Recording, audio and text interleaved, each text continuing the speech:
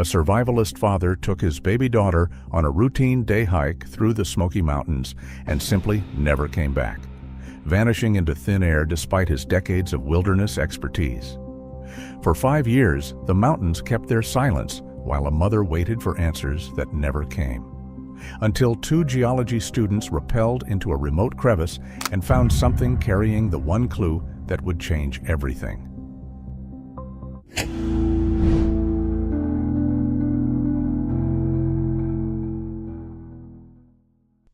The cheap hotel art, a washed-out print of a black bear, seemed to mock Akari Tanaka from the wall. Outside the window of the small room, just beyond the borders of the Great Smoky Mountains National Park, the sun had bled out of the sky, leaving the hazy purple twilight of an early October evening. It was 7:15 p.m. on October 5, 2018, 15 minutes past the agreed-upon return time. In the world she and her husband Kaito inhabited, a world of carabiners, topographical maps, and meticulous planning, 15 minutes was an acceptable margin of error. 60 minutes was a cause for concern. 90 minutes, the point at which Akari's own practiced calm, a skill honed over years of shared adventures, began to fray like a worn climbing rope. Her husband was not just an enthusiast, he was a disciple of the wilderness. Kaito Tanaka moved through mountains with a quiet confidence that bordered on reverence. He could read a landscape the way a librarian reads a book, understanding its language of wind patterns, animal tracks, and subtle shifts in vegetation.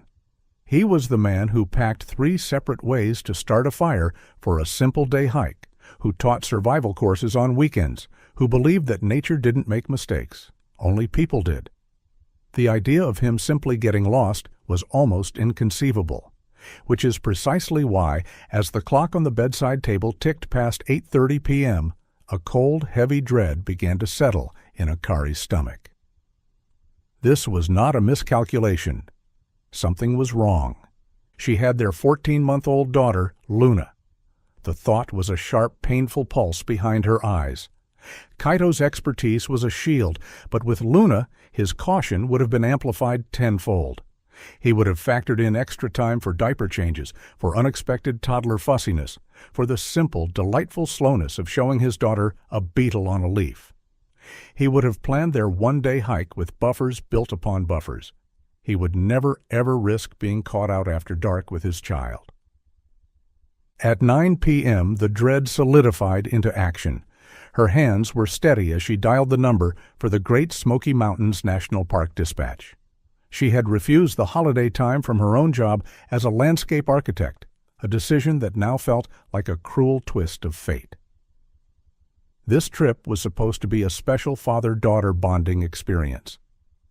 Now she was alone in a sterile hotel room, explaining to a calm, disembodied voice that her husband, the expert, and her baby were missing. She methodically recounted the details. Kaito Tanaka, 34, Luna Tanaka, 14 months. Their vehicle, a gray Subaru, was still in the hotel parking lot. His intended route was a less trafficked but well-established trail on the North Carolina side of the park. He was supposed to be back by 7 p.m. at the latest. The most vital piece of information she had was on her phone. She forwarded the last message she'd received, sent that morning at 10:32 a.m. It was a small burst of digital life from the trail, a handful of photos, and 2 short video clips. In one video, Kaito's voice could be heard, soft and happy, pointing out a deer to a gurgling Luna. But the anchor of the message, the image that would soon become the public face of the disappearance, was a selfie. In it, Kaito beamed, his face framed by a bright green knitted beanie and a matching neck gaiter. His sunglasses reflected the dense canopy of trees and a sliver of brilliant blue sky. On his back, nestled in the vibrant red cocoon of a state-of-the-art baby carrier, was Luna, her wide, curious eyes peering out from under the brim of a pale sun hat. They looked happy, healthy, and perfectly at ease in their element. "Making good time," the accompanying text read. "The mountains are showing off today. Love you." At the park's Sugarlands Ranger Station, the report landed on the desk of Ranger Valerius Ash. A veteran with nearly 30 years of service, Ash had a face weathered like the park's own granite outcrops. He'd seen every kind of trouble the Smokies could offer, from tourists in flip-flops getting lost 100 yards from their car to seasoned hikers vanishing without a trace. He took every call seriously, but a report involving an expert and a child carried a unique weight. When an amateur gets into trouble, the cause is often predictable. When an expert like Kaito Tanaka went silent, it suggested the intervention of something sudden, powerful, and unforgiving. As he looked at the smiling selfie on his monitor, the bright, joyful colors of the family's gear stood in stark contrast to the deepening darkness outside. The search, he knew, had to begin immediately. The clock was running, and in the vast, indifferent wilderness of the Smoky Mountains, time was the one resource they could not afford to waste. The first 72 hours of the search for Kaito and Luna Tanaka were a carefully orchestrated assault against an uncooperative wilderness. The Great Smoky Mountains National Park mobilized its resources with practiced efficiency, establishing a sprawling incident command post at the trailhead where Kaito was believed to have started. The air hummed with the thrum of a helicopter's rotors chopping through the cool morning air, its search pattern a futile gesture above a canopy so dense it was like a solid green roof. On the ground, teams of rangers and trained volunteers fanned out, their brightly colored jackets vanishing into the woods within seconds. They were fighting not just terrain, but the very nature of the Smokies. The mountains are a world of verticality and deception. Trails that look straightforward on a map can become treacherous scrambles over slick, moss-covered rocks. Ravines plunge hundreds of feet, hidden by thickets of rhododendron so tangled they are known to locals as hells. Sound doesn't travel, it's swallowed by the immense green cushion of foliage, and a shout for help might not carry more than 50 feet. The search teams moved with methodical slowness, their eyes scanning every inch of the ground for a sign, a broken branch, a dropped piece of gear, a footprint in a patch of mud. They found nothing. Kaito Tanaka, a man who lived and breathed this environment, had vanished as completely as a morning mist. By the fourth day, the search had swelled, pulling in resources from neighboring counties and volunteer search and rescue groups from across the state. They gridded off square kilometers of wilderness, pushing deeper into the backcountry. But the lack of any initial clue was deeply troubling to Ranger Ash. It was one thing to not find a person. It was another to find no trace of their passage at all. Kaito, with a toddler in tow, would have left a trail, diapers, food wrappers, the simple disturbances of moving through the woods. The absence of this evidence was a mystery in itself, a silent, nagging question at the heart of the search. Then, on the afternoon of the sixth day, came a crack of hope. A volunteer, a retired engineer named Marcus, was working a steep, muddy embankment about 300 yards off Kaito's supposed trail.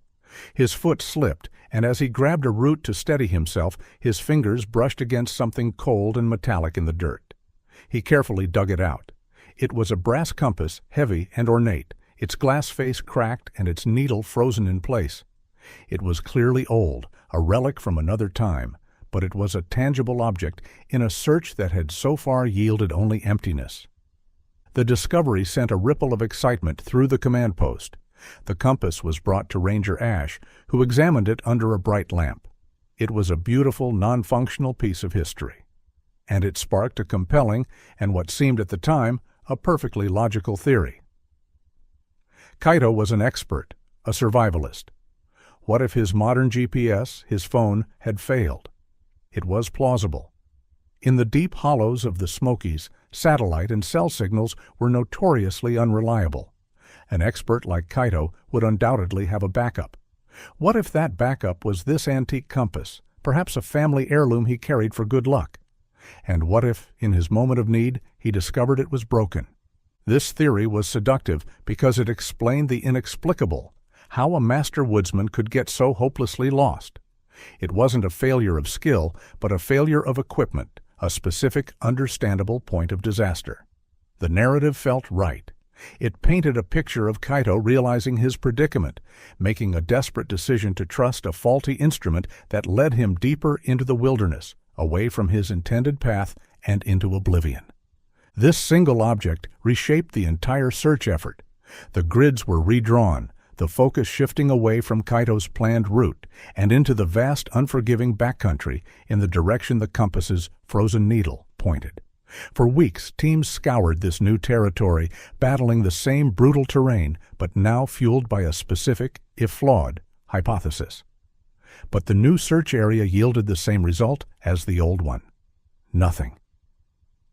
Eventually, a historical society expert examined the compass and concluded it was likely from the early 20th century, a lost artifact with no connection to the present. The discovery that had provided so much hope was just another ghost in the mountains, a false lead that had consumed precious time and resources. As weeks bled into months, the official search was inevitably scaled down. The command post was dismantled, the volunteers went home, and the national news crews packed up their cameras. And in the vacuum of information, a new, crueler narrative began to take hold. It started in online forums and local gossip, a whisper that grew into a plausible, if painful, theory. Kaito Tanaka was too skilled to get lost, the reasoning went. He knew the woods too well. Therefore, he hadn't gotten lost at all. He had disappeared on purpose. The idea of an expert survivalist staging a vanishing to escape his life and live off-grid was a story as old as the mountains themselves. It cast Kaito not as a victim, but as a perpetrator of a cruel deception. This narrative shift was a second, more personal blow to Akari.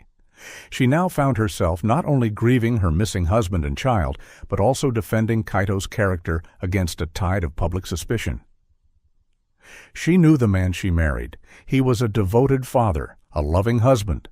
The idea that he would willingly abandon his family was a fiction she refused to entertain for a second. While the world moved on, Akari's search never ended.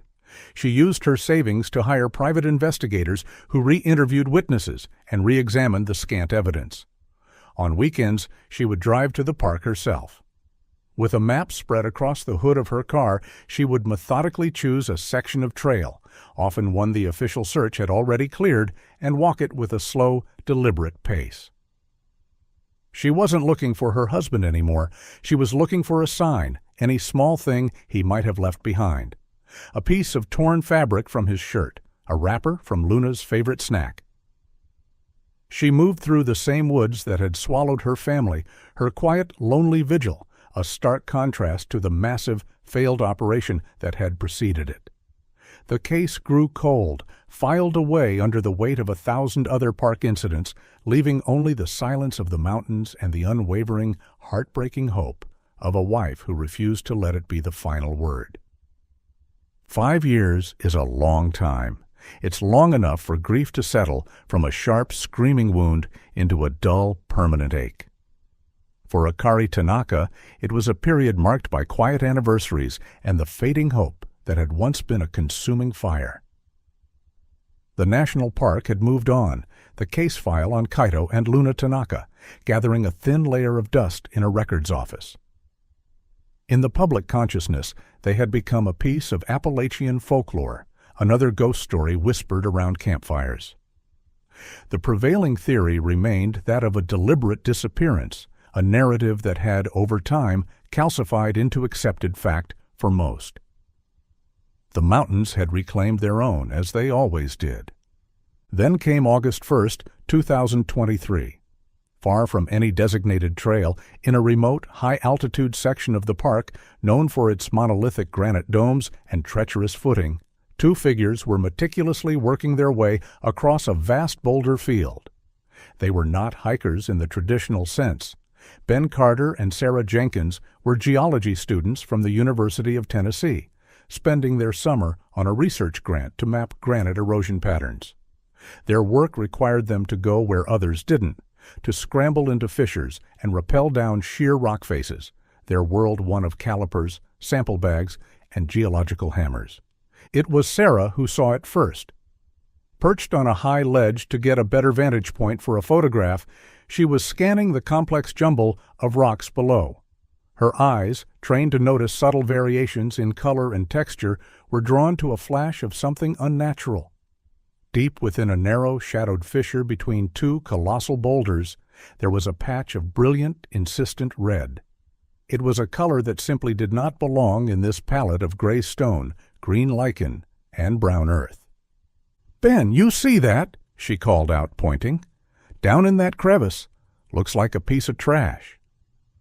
Ben shielded his eyes and followed her finger. From their angle, it was just a sliver of color.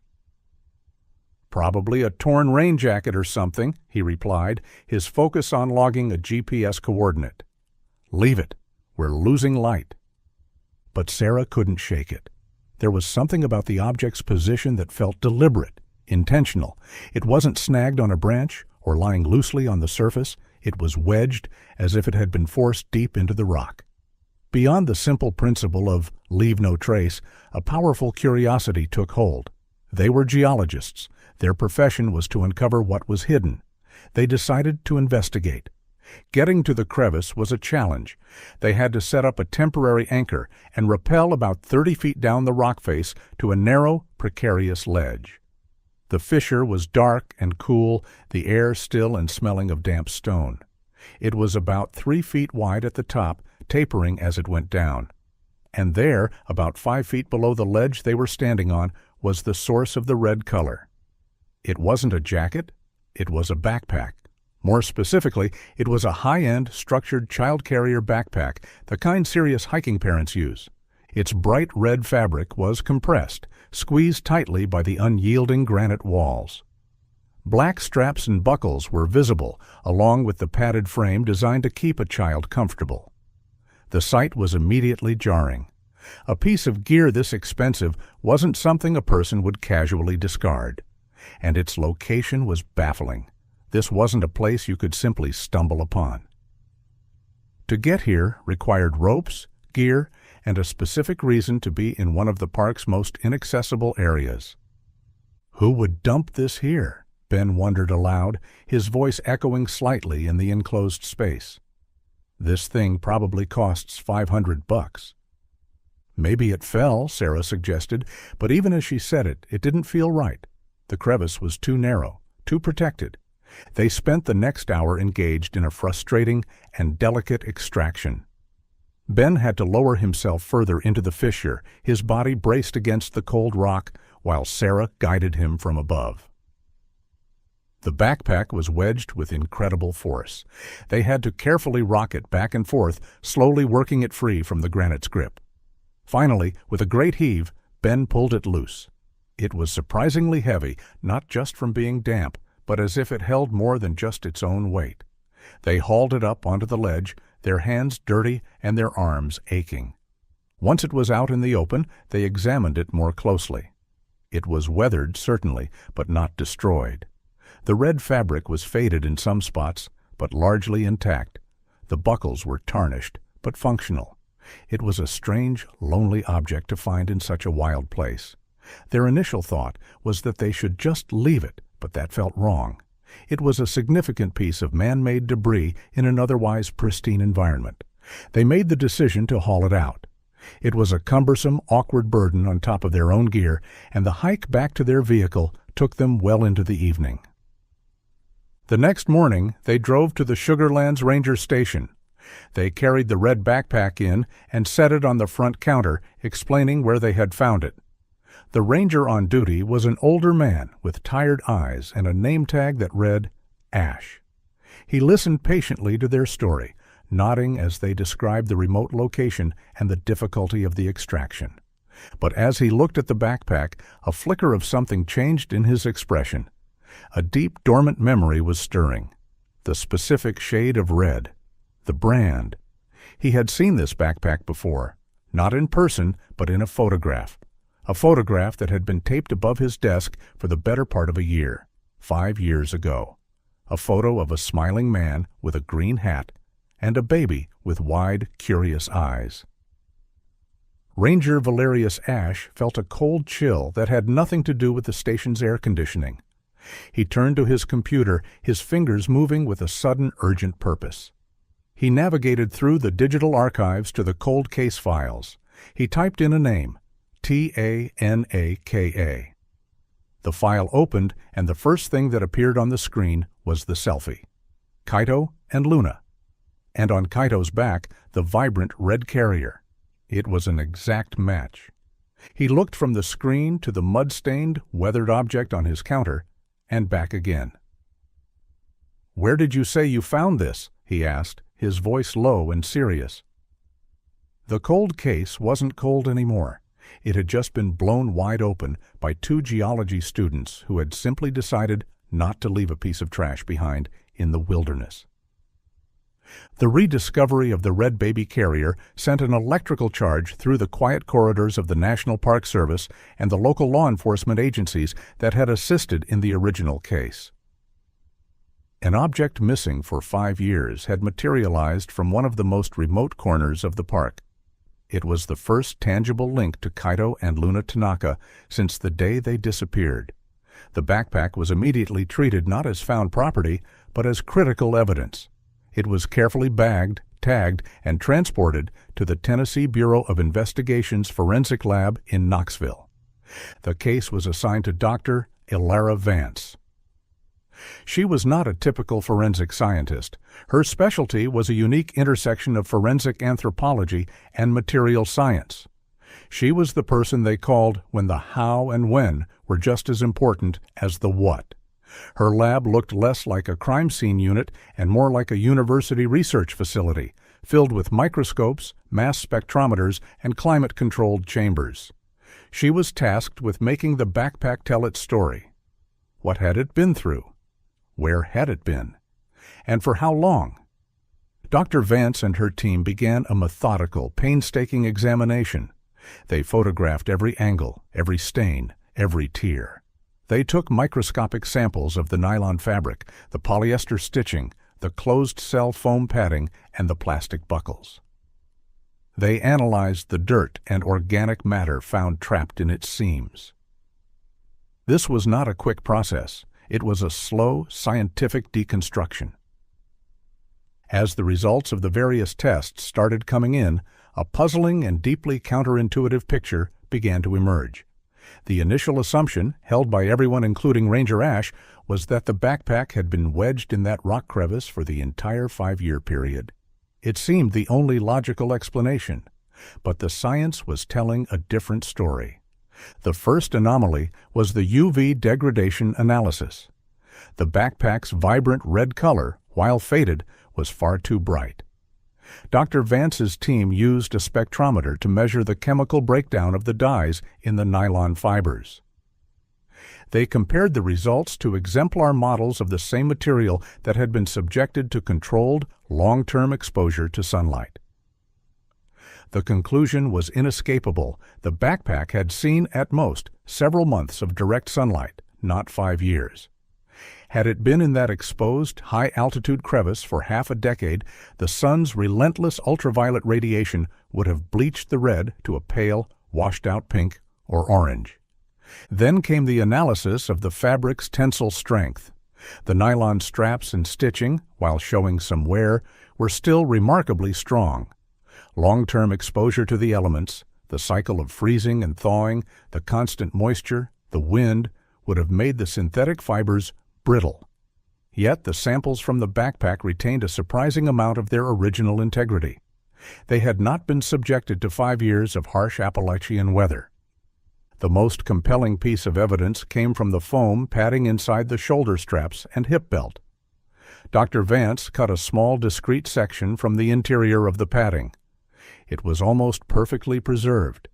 There was no sign of the microbial decay, mold, or waterlogging that would be inevitable had it been sitting in a damp crevice, repeatedly soaked by rain and snowmelt. The internal structure of the foam was dry and stable. Dr. Vance compiled her findings into a report that sent shock waves through the renewed investigation. She stated with a high degree of scientific certainty that the backpack could not have been in that rock crevice for 5 years. It simply wasn't possible. The physical evidence was clear and unambiguous. For the vast majority of the time Kaito and Luna were missing, the backpack had been kept in a protected environment, a place that was dark, dry, and had a relatively stable temperature. This revelation completely upended the investigation. The crevice wasn't the final resting place. It was a delivery point. The backpack hadn't been at the site of discovery. It had been transported there. But how? The location was remote, inaccessible. No person would have carried it there, only to wedge it between two rocks. The answer had to lie with a force of nature. Investigators, led by a perplexed Ranger Ash, turned to another group of scientists, the park's own meteorologists and hydrologists. They posed a new question. Was there any natural event that could have moved an object of that size and weight and deposited it in that specific crevice? The team began an exhaustive search of meteorological records for the past year, looking for any extreme weather events localized to that sector of the park. They found it. 4 months prior to the backpack's discovery, in late March 2023, a massive, slow-moving thunderstorm had stalled over the high peaks. The storm had unleashed a deluge, a once-in-a-generation rain event that dropped nearly 8 inches of rain in just 3 hours. The park's records were filled with reports of the aftermath: trails washed out, footbridges destroyed, and evidence of powerful flash floods in areas that were normally dry. The flood theory began to crystallize. It was the only explanation that fit all the facts. The backpack had been safely stored in a protected location for years. Then the storm came. Flash flood waters, a raging, powerful torrent, must have ripped through its hiding place, tearing it from its sanctuary. The flood would have carried it downstream, tumbling it through the wilderness, along with rocks, logs, and other debris, until, as the waters receded, it was violently wedged into the narrow crevice where the geology students had found it. This new understanding changed everything. The location of the crevice was no longer the end of the trail. It was the beginning of a new one. The mystery was no longer, what happened to Kaito and Luna? But where was this backpack hidden for 5 years? The search had a new direction. They had to stop looking at the ground and start looking at the water. They had to think like a flood, tracing the path of the water backward, upstream from the point of discovery into the wild, unknown heart of the mountains. The flood theory, as radical as it seemed, was the only one that reconciled Dr. Vance's forensic analysis with the backpack's discovery. It transformed the investigation from a cold case into an active hydrological puzzle. The red carrier was no longer just a piece of evidence. It was a drift marker, a silent messenger delivered by a cataclysmic weather event. The challenge now was to reverse engineer its journey.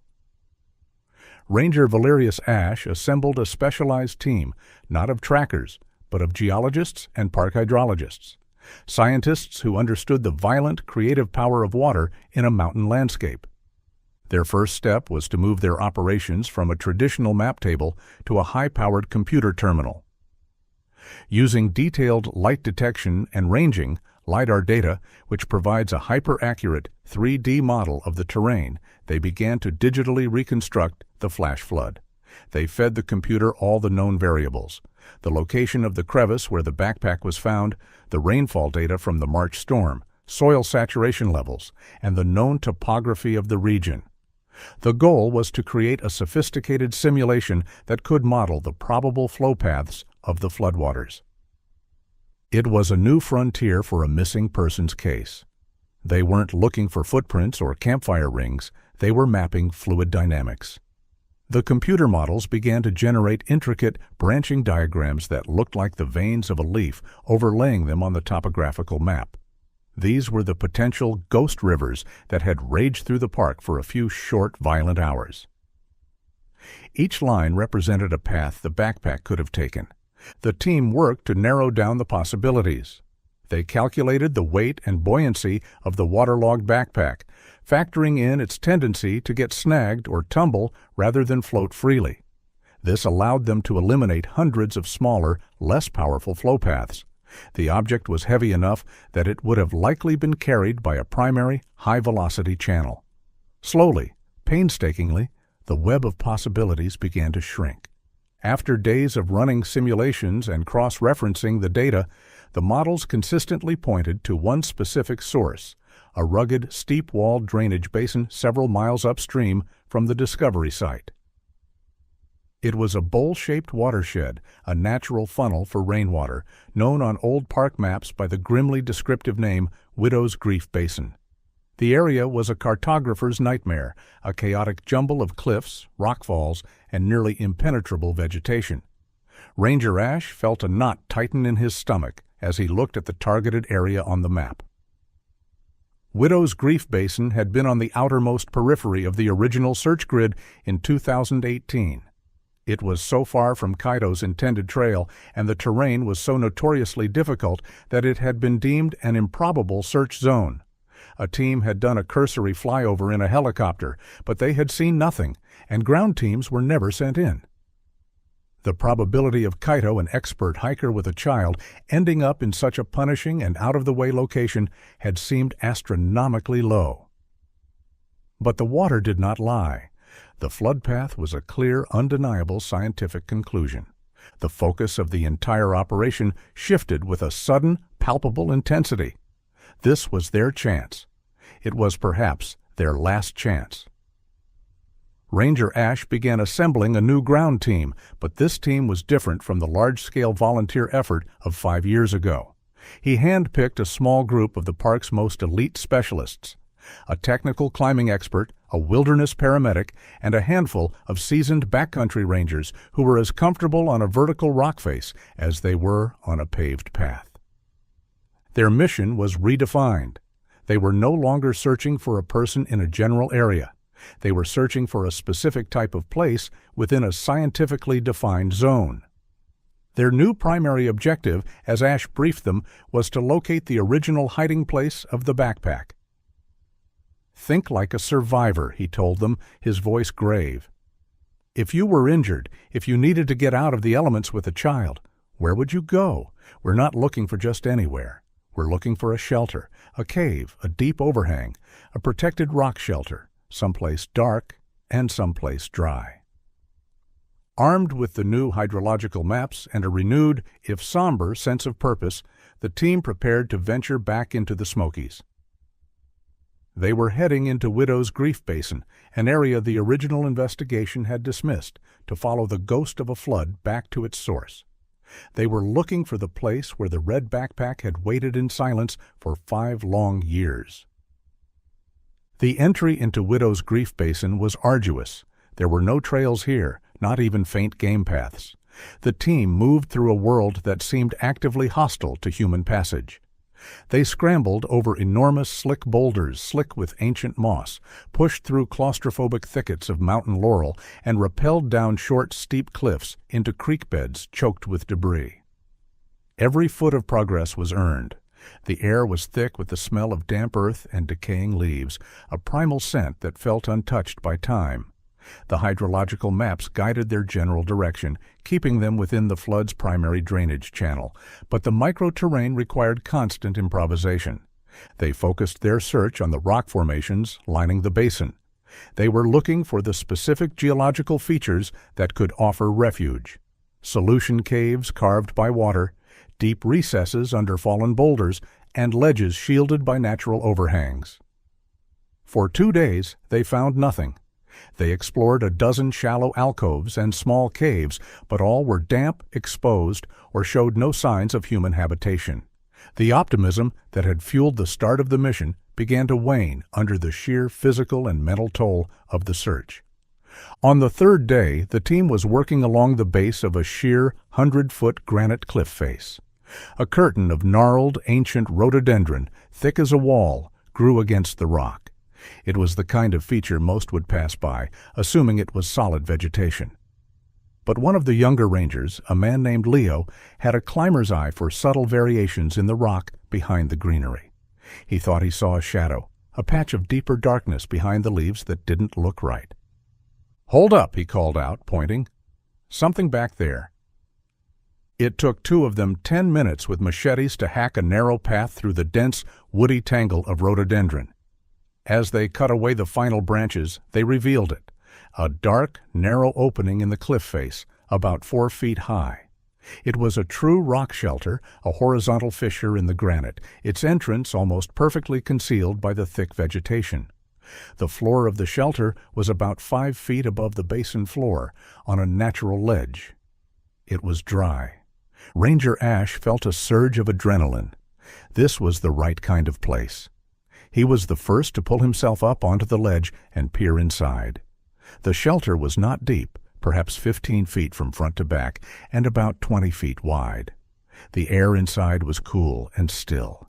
As his eyes adjusted to the dim light filtering through the opening, he saw it. In the far back corner of the shelter, arranged in a way that was unmistakably human, were the skeletal remains of an adult male. The scene was somber and eerily peaceful. The skeleton was mostly intact, positioned on its side as if in sleep. There was no sign of a struggle, only a profound stillness. A quick, respectful examination by the team's paramedic revealed catastrophic fractures to the right femur and pelvis, injuries consistent with a fall from a significant height. The story began to tell itself. Kaito had likely fallen from the cliff top above, survived, and with his last reserves of strength and expertise, crawled into this hidden shelter to escape the elements. Here he had ultimately succumbed to his injuries. A later comparison with dental records would provide the definitive, heartbreaking confirmation. The remains belonged to Kaito Tanaka. The team conducted a slow, reverent search of the small space. They found the tattered remains of Kaito's clothing and the rusted metal frame of his internal frame backpack, its fabric long since consumed by insects and rodents. But of Luna, or the red baby carrier that had started this final chapter, there was no sign. The shelter held the story of Kaito's last days, but it seemed Luna's fate was a separate and still missing chapter. As the forensic team began their meticulous work, carefully documenting and collecting the remains, one of the technicians, sifting through the compacted dirt floor near the entrance, felt his trowel strike something hard. It wasn't a rock. He carefully brushed away the soil. The object was metal, dark with corrosion, and had a short wooden handle. As he worked it free from the dirt, he realized it was some kind of tool. It was a small, hand-forged hoe with a distinct curved blade. It was heavy and crudely made, clearly not a piece of modern lightweight hiking equipment. It was a tool designed for digging, for prying. Ranger Ash came over to look. He knelt, his old knees protesting, and examined the object. The most peculiar feature was the handle. It was wrapped in a complex, almost decorative pattern with faded green electrical tape. The wrapping was precise and unique. Ash had seen thousands of pieces of gear in his career, both legal and illegal, but this was different. He stared at the tool, a cold, dawning recognition creeping into his mind.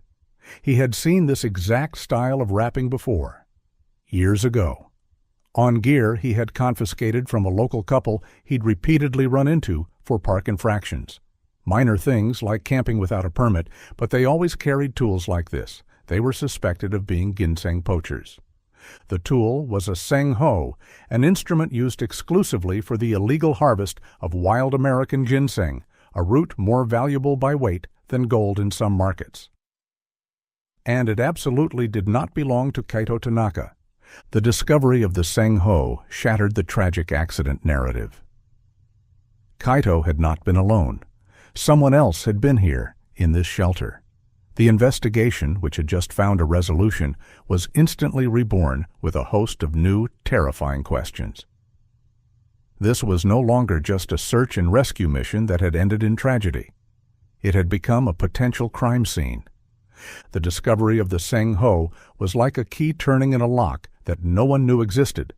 It fundamentally and irrevocably altered the narrative of Kaito Tanaka's death.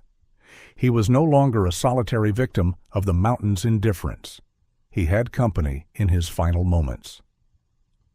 The focus of the investigation pivoted with whiplash-inducing speed from a tragedy to a potential homicide, or at the very least, a criminal case involving failure to render aid. The rock shelter was sealed, and a full forensic team was brought in by helicopter to process every square inch of the site. The central piece of evidence was the hoe. In the sterile environment of the lab, it was analyzed for prints and DNA, but years in the damp soil had yielded nothing conclusive. Its true value lay in its unique construction, specifically the handle. Ranger Ash's memory of the distinctive green electrical tape wrapping became the single most important lead in the reborn case. He spent hours in the park's dusty evidence archives, pulling old files on known poachers and individuals cited for illegal activities in the park around the 2018 timeframe. Ginseng poaching is a secretive and often generational trade in Appalachia. It's a cash business built on local knowledge and a deep distrust of authority. Poachers are notoriously difficult to catch. They know the woods as well as the rangers, move like ghosts, and leave little trace. But they often have signature habits, a certain way of tying a knot, a preference for a particular brand of smokeless tobacco, or in this case, a unique way of wrapping a tool handle. After 2 days of poring over aging paperwork and faded Polaroids of confiscated equipment, Ash found it. A file from 2016, a minor citation for an illegal campfire. The subjects were a local couple, Quentin and Isla Mayfair. Stapled to the report was a photo of the gear they'd had with them: a small sack, a water bottle, and a digging tool with a handle wrapped in the exact same pattern of green electrical tape. It was an undeniable match. The Mayfairs were known to Ash, though not for anything major. They were part of the region's fabric of fiercely independent, often impoverished families who lived on the park's periphery and sometimes saw its resources as their own. They had been suspected of poaching for years, but were too clever to ever be caught with a significant amount of ginseng. The investigation now had names. A search of public records revealed that Quentin and Isla Mayfair had abruptly sold their small rented property and moved out of state in the spring of 2019, approximately 6 months after Kaito and Luna disappeared. The timing was deeply suspicious. It felt less like a simple relocation and more like a flight.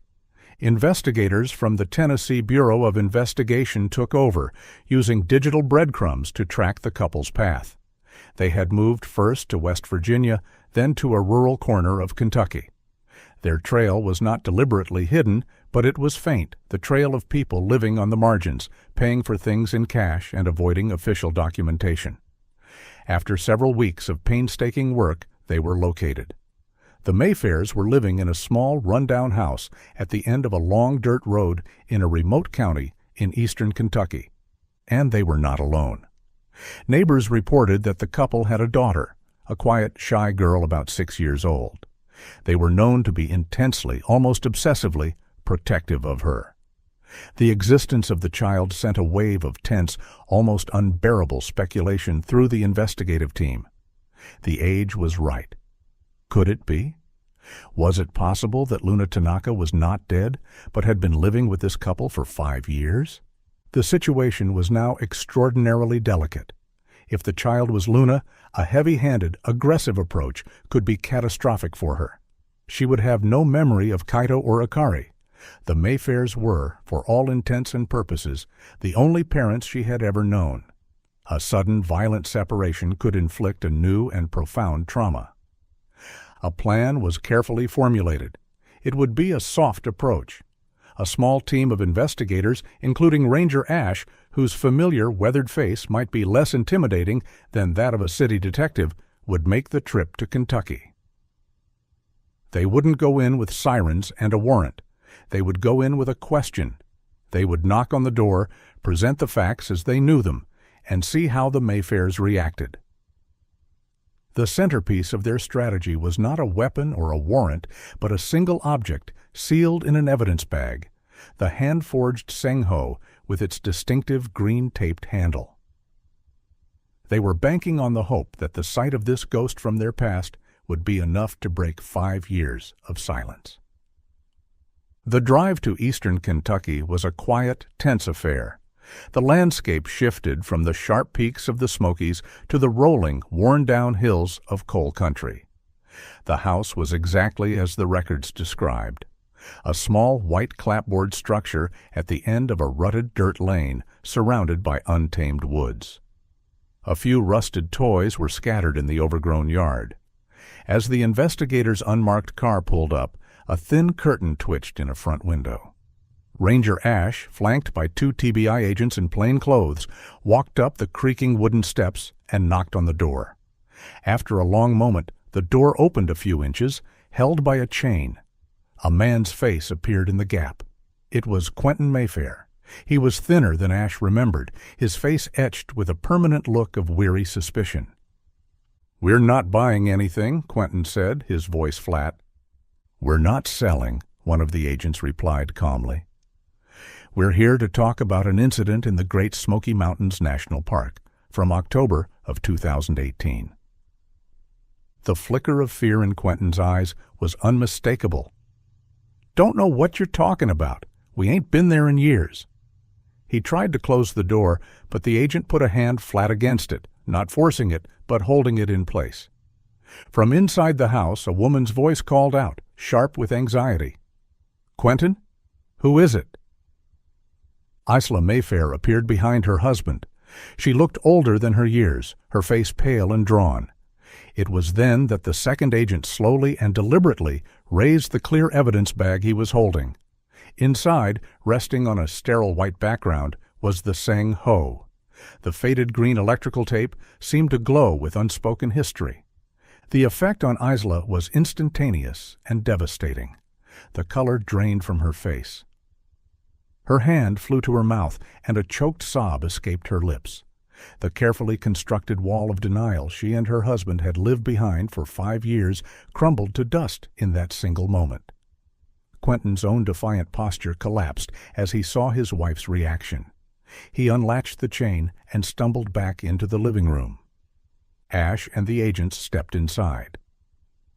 The house was sparsely furnished but clean.